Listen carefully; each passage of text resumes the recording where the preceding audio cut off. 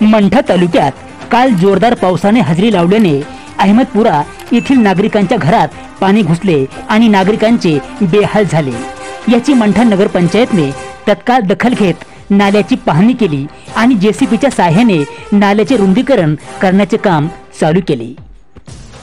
यावेळी नगरसेवक बाजखान पठाण, चव्हाण साहेब आणि नगरपंचायत कर्मचारी व तसेच अहमदपुरा येथील नागरिकांचा मोठा समावेश होता।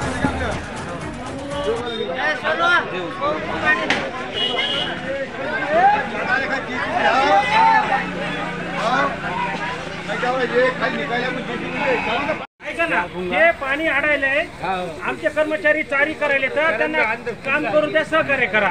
लोकांच्या घरांनी पाणी चालले, अडचणी तयार व्हायला कशाला हे पूल